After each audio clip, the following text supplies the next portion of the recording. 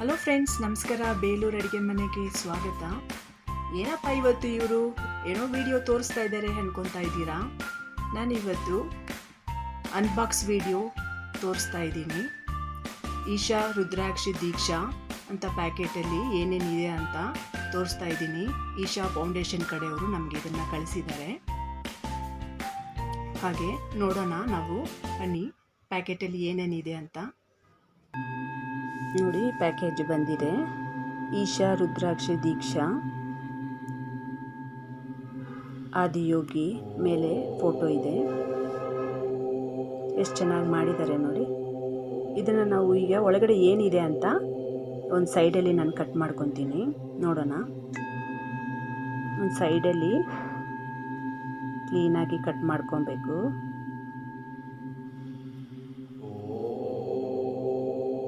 ಈಗ ಒಳಗಡೆ ಏನಿದೆ ಅಂತ ಒಂದೊಂದಾಗಿ ತೆಗಿತೀನಿ. ಇದೊಂದು ಪೇಪರ್ ಬಂದಿದೆ. ಇದರಲ್ಲಿ ಇನ್ಸ್ಟ್ರಕ್ಷನ್ ಕೊಟ್ಟಿರ್ತಾರೆ, ಏನೇನು ಯಾವ ಥರ ಯೂಸ್ ಮಾಡಬೇಕು ಅನ್ನೋದು ಎಲ್ಲ ಮಾಹಿತಿ ಅದರಲ್ಲಿ ಒಳಗೆ ಇರುತ್ತೆ. ಇದೊಂದು ಕವರ್ ಇದೆ, ಇದರಲ್ಲಿ ಪೇಪರು.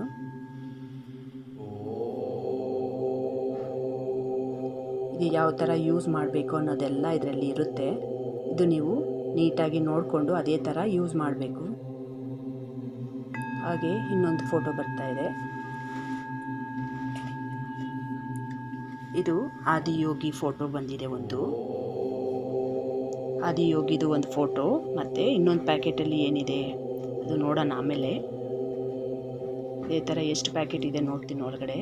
ಈ ಥರ 1 2 3 ಆಯಿತು, ಇನ್ನೊಂದು 4, ಹೀಗೆ ಒಂದು 5 ಪ್ಯಾಕೆಟ್ ಬಂದಿದೆ ಅಷ್ಟೇ. ಇದರೊಳಗಡೆ ಏನಿಲ್ಲ ಇನ್ನು ಅಷ್ಟೇ. ಈಗ ನಾನು ಇದು ಒಂದೊಂದೇ ಪ್ಯಾಕೆಟ್ನ ಕಟ್ ಮಾಡಿಬಿಟ್ಟು ಏನಿದೆ ಅಂತ ನೋಡ್ತೀನಿ.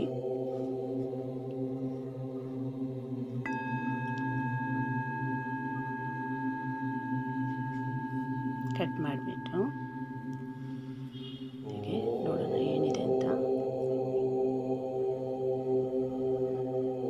ವಾವ್, 3 ರುದ್ರಾಕ್ಷಿ ಕೊಟ್ಟಿದ್ದಾರೆ. ಇದು 3 ರುದ್ರಾಕ್ಷಿ ಕೊಟ್ಟಿದ್ದಾರೆ ನಮಗೆ. ಇದನ್ನೊಂದು ಸೈಡಲ್ಲಿ ಇಡ್ತೀನಿ.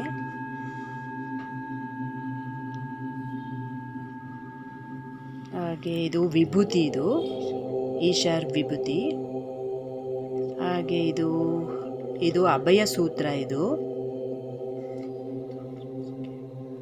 ಒಂದು ಚಿಕ್ಕದಾಗಿರುತ್ತೆ ಇದರಲ್ಲಿ ಒಂದು, ಅದು ರುದ್ರಾಕ್ಷಿ ಪೋಣಿಸ್ಕೊಬೇಕಾಗುತ್ತೆ.